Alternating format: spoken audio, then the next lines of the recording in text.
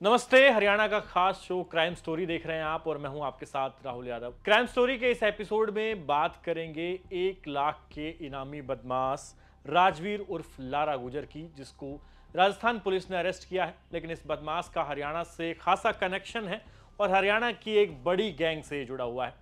आपने पपला गुजर का नाम तो सुना ही होगा, मशहूर गैंगस्टर जिसने पूरे हरियाणा नहीं बल्कि राजस्थान और नॉर्थ इंडिया के कई राज्यों में तहलका मचाया था। पपला गुजर दरअसल तब चर्चा में आया जब उसके दोस्तों ने उसे बहरोड थाने से AK-47 के दम पर फायरिंग करते हुए छुड़ा लिया। जी हां, आपने बिल्कुल ठीक सुना, AK-47 जैसे ऑटोमेटिक हथियारों के साथ। ये तारीख है 6 सितंबर 2019। सुबह के 9 बजे थे। उस समय तमाम जो पुलिस वाले हैं बहरोड पुलिस थाने में, कुछ पुलिस वाले सो रहे थे, कुछ ड्यूटी एक्सचेंज कर रहे थे, तो कुछ पुलिस वाले बाहर थे। थाने के एंट्रेंस पर एक गार्ड जरूर था, लेकिन वो इन बदमाशों को देख डर गया क्योंकि उसके सामने लगभग 15 बदमाश आए थे और उनके हाथों में AK-47 जैसे एडवांस हथियार थे। इससे पहले कि गार्ड कुछ सोच पाता, इन तमाम बदमाशों ने थाने पर अंधाधुंध फायरिंग शुरू कर दी और गिरफ्तार अपने साथी पपला गुजर को वहां से छुड़ा ले गए। अब आपको बताते हैं कि बहरोड पुलिस ने पपला गुजर को गिरफ्तार क्यों किया था। दरअसल पपला गुजर रात के करीब 3:30 बजे बहरोड पुलिस को पेट्रोलिंग के दौरान हाईवे पर मिलता है। वहां पर पुलिस उसकी गाड़ी को रोकती है, उससे पूछताछ करती है, तो उसके पास करीबन 31 लाख रुपए कैश और कुछ हथियार मिलते हैं।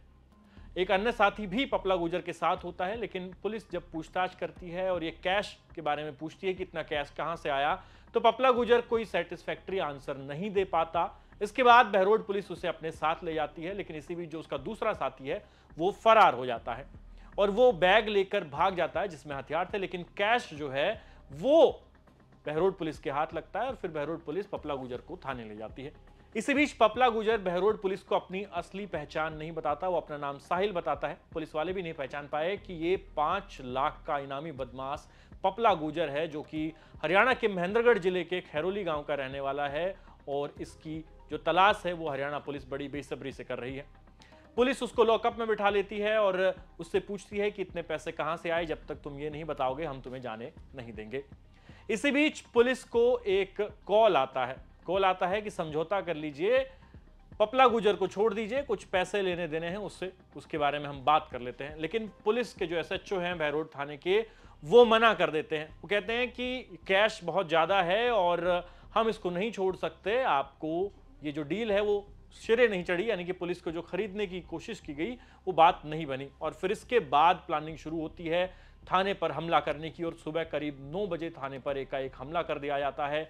इसकी बात जब मीडिया में फैलती है तो राजस्थान पुलिस डिपार्टमेंट की अच्छी खासी बेइज्जती होती है कि कैसे एक कुख्यात बदमाश को पहले आप पहचान नहीं पाते हैं, आप उसे लॉकअप में रखते हैं, फिर आपके लॉकअप से AK-47 जैसे हथियारों से लैस बदमाश फायरिंग करते हुए उसे छुड़ा ले जाते हैं।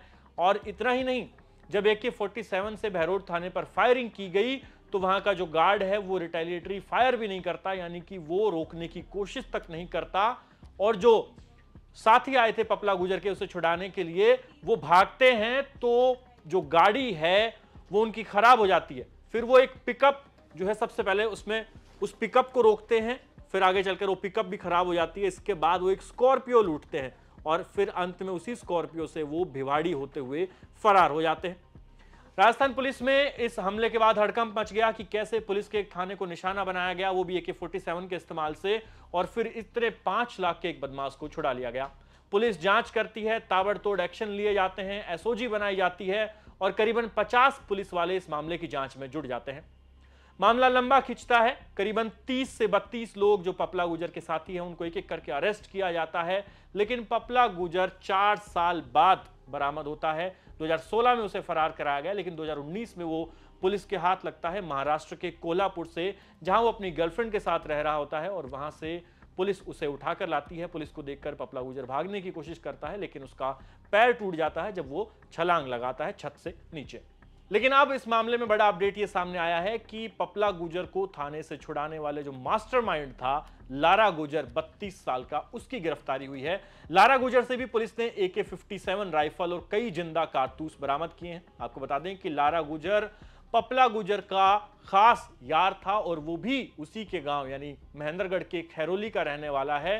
कई साल से वो फरारी काट रहा था और पपला गुजर को फरार कराने का मुख्य आरोपी वही था। पूरी प्लानिंग लारा गुजर की ही थी और आपको बता दें कि लारा गुजर पर 1 लाख रुपए का इनाम भी रखा गया था। फिलहाल लारा गुजर को AK-47 और कुछ जिंदा कारतूसों के साथ राजस्थान पुलिस ने अरेस्ट कर लिया है और उससे अब और राज उगलवाने की कोशिश की जाएगी, क्योंकि पपला गुजर भी फिलहाल जेल में है और अब उसका जो राइट हैंड माना जाता है, उसका जो सबसे विश्वास पात्र साथी माना जाता है लारा गुजर, उसको भी गिरफ्तार कर लिया गया है।